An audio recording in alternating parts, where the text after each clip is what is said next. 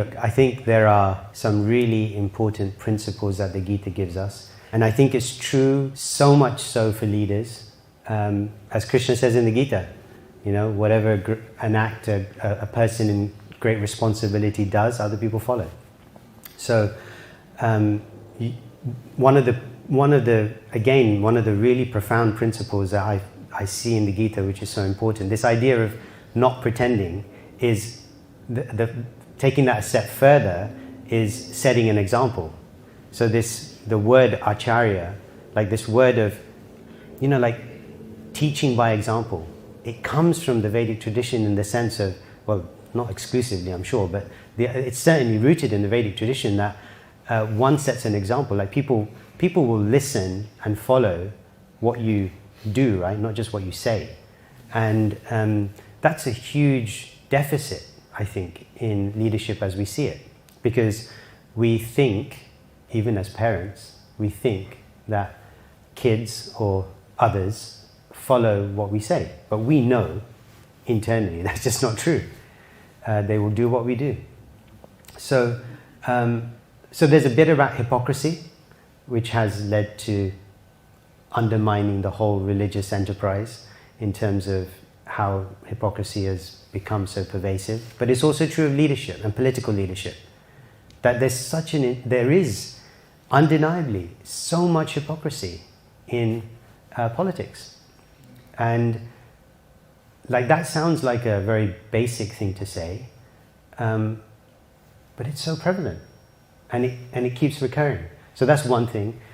I think the values, and not just the idea of differentiated values is a really important one.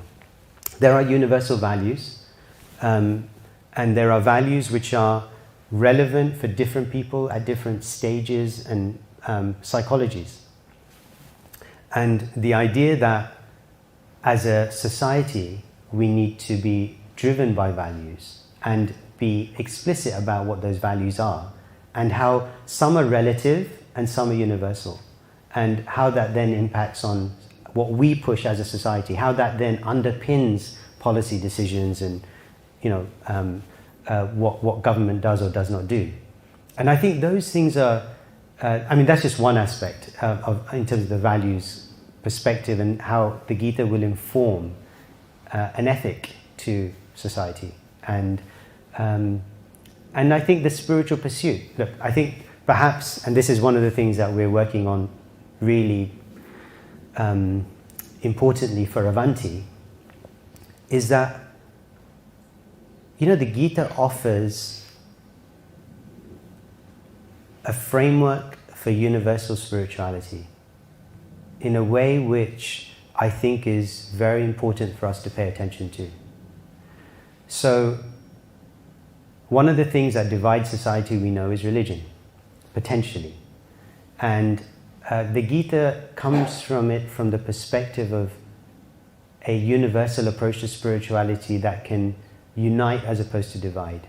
And I think it provides a framework and an approach and a philosophy that can inform conversations about how you can bring communities together, not necessarily converting and being the same. That's not the idea or the goal. That's one way of creating uniformity, right? That's not the Gita's idea. It is of, I'm sure, like in some societies, that would be the way in which you create uniformity. The Gita's approach is actually equality based on a spiritual principle. That's the way that you can get to equality. There's a lot of conversation about equality nowadays, and the Gita's perspective on equality is on the spiritual level. There's lots of texts in the Gita, a lot of verses in the Gita which speak specifically about this. So how do we create a society where it's not just about tolerating, because that's a word that's used a lot as a British value. I tolerate you because you have a different religion, so I tolerate you. I mean, the Gita goes way beyond tolerance. It goes way beyond tolerance. It goes to how do we understand different perspectives in a way which is unifying.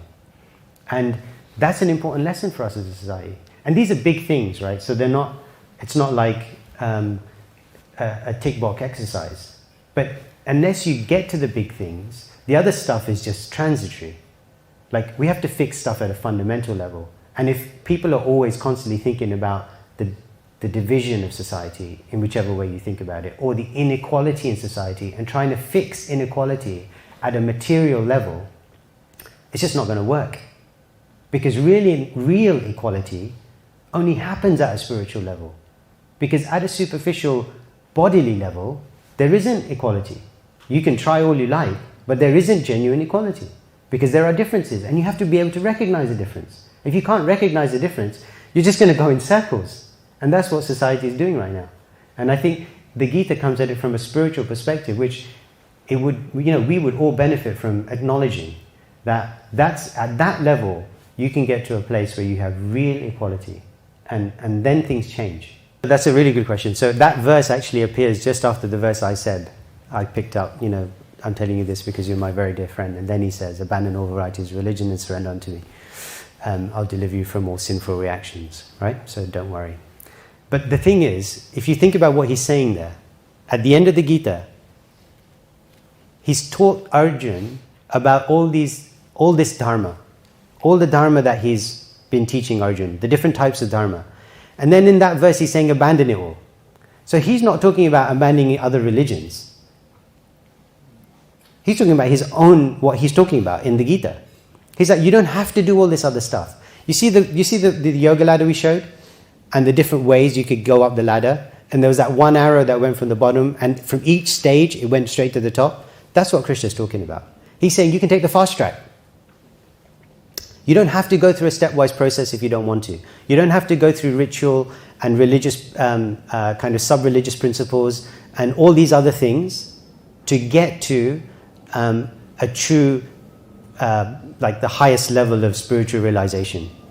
He's not talking about, and that, by the way, the Gita acknowledges, and the Gita Vedic tradition acknowledges, is available in any tradition. It's not that that's not available in Christianity and Islam.